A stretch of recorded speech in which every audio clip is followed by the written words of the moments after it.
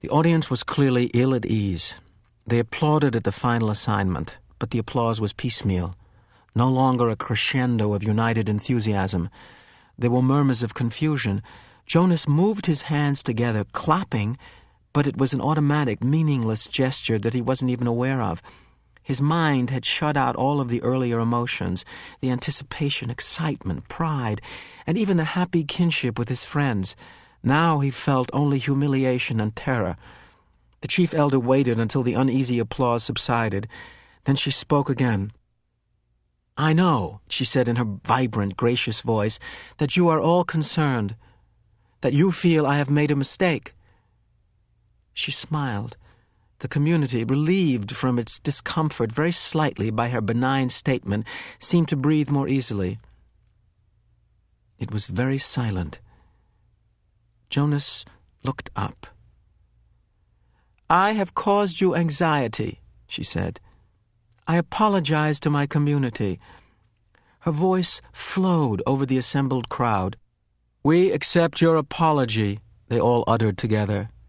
"Jonas," she said, looking down at him, "I apologize to you in particular. I caused you anguish." "I accept your apology," Jonas replied shakily. "Please come to the stage now." Earlier that day, dressing in his own dwelling, he had practiced the kind of jaunty, self-assured walk that he hoped he could make to the stage when his turn came. All of that was forgotten now. He simply willed himself to stand, to move his feet that felt weighted and clumsy, to go forward, up the steps, and across the platform until he stood at her side. Reassuringly, she placed her arm across his tense shoulders. "Jonas has not been assigned," she informed the crowd, and his heart sank. Then she went on. "Jonas has been selected." He blinked. What did that mean? He felt a collective questioning stir from the audience. They too were puzzled. In a firm, commanding voice, she announced, "Jonas has been selected to be our next receiver of memory." Then he heard the gasp, the sudden intake of breath, drawn sharply in astonishment by each of the seated citizens. He saw their faces, the eyes widened in awe, and still he did not understand. "Such a selection is very, very rare," the chief elder told the audience. "Our community has only one receiver. It is he who trains his successor." "We have had our current receiver for a very long time," she went on. Jonas followed her eyes and saw that she was looking at one of the elders. The committee of elders was sitting together in a group, and the chief elder's eyes were now on one who sat in the midst, but seemed oddly separate from them. It was a man Jonas had never noticed before, a bearded man with pale eyes. He was watching Jonas intently. "We failed in our last selection," the chief elder said solemnly. "It was 10 years ago when Jonas was just a toddler. I will not dwell on the experience because it causes us all terrible discomfort." Jonas didn't know what she was referring to, but he could sense the discomfort of the audience. They shifted uneasily in their seats. "We have not been hasty this time," she continued. "We could not afford another failure. Sometimes," she went on, speaking now in a lighter tone, relaxing the tension in the auditorium, "we are not entirely certain about the assignments, even after the most painstaking observations.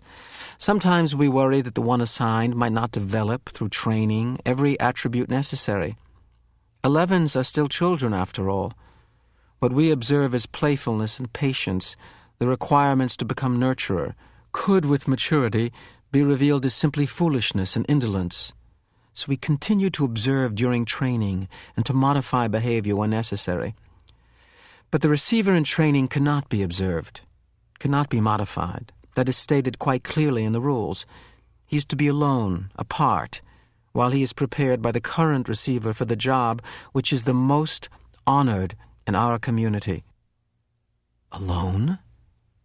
Apart? Jonas listened with increasing unease. "Therefore the selection must be sound. It must be a unanimous choice of the committee. They can have no doubts, however fleeting, if, during the process, an elder reports a dream of uncertainty. That dream has the power to set a candidate aside instantly. Jonas was identified as a possible receiver many years ago. We have observed him meticulously. There were no dreams of uncertainty. He has shown all of the qualities that a receiver must have. With her hand still firmly on his shoulder, the chief elder listed the qualities. Intelligence, she said. We are all aware that Jonas has been a top student throughout his school days. Integrity, she said next. Jonas has, like all of us, committed minor transgressions. She smiled at him. We expect that. We hoped, also, that he would present himself promptly for chastisement, and he has always done so. Courage, she went on. Only one of us here today has ever undergone the rigorous training required of a receiver. He, of course, is the most important member of the committee, the current receiver. It was he who reminded us, again and again, of the courage required. Jonas, she said, turning to him, but speaking in a voice that the entire community could hear, the training required of you involves pain, physical pain. He felt fear flutter within him. You have never experienced that. Yes, you have scraped your knees in falls from your bicycle. Yes, you crushed your finger in a door last year. Jonas nodded, agreeing as he recalled the incident and its accompanying misery. But you will be faced now, she explained gently, with pain of a magnitude that none of us here can comprehend because it is beyond our experience. The receiver himself was not able to describe it, only to remind us that you would be faced with it, that you would need immense courage. We cannot prepare you for that.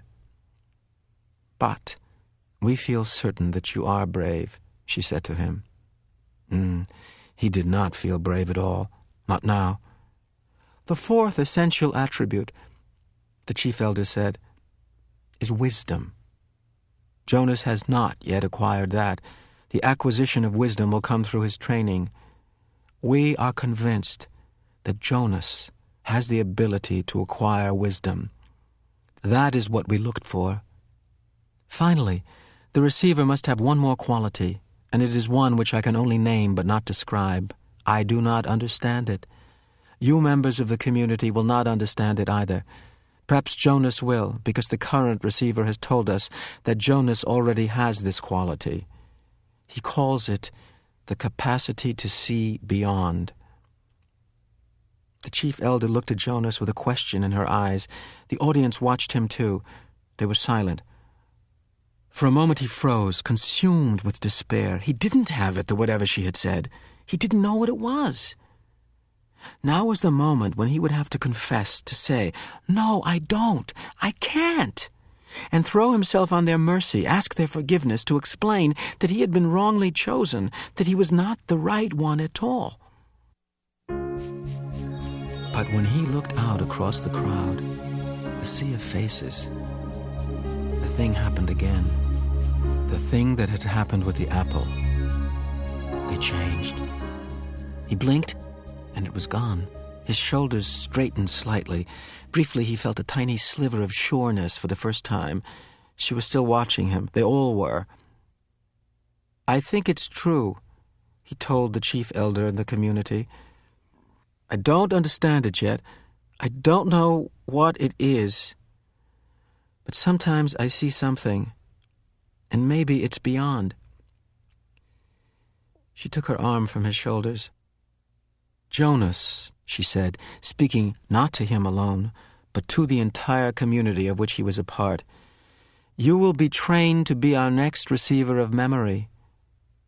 We thank you for your childhood." Then she turned and left the stage, left him there alone, standing and facing the crowd, which began spontaneously the collective murmur of his name. "Jonas." It was a whisper at first, hushed, barely audible. "Jonas. Jonas." Then louder, faster. "Jonas. Jonas. Jonas."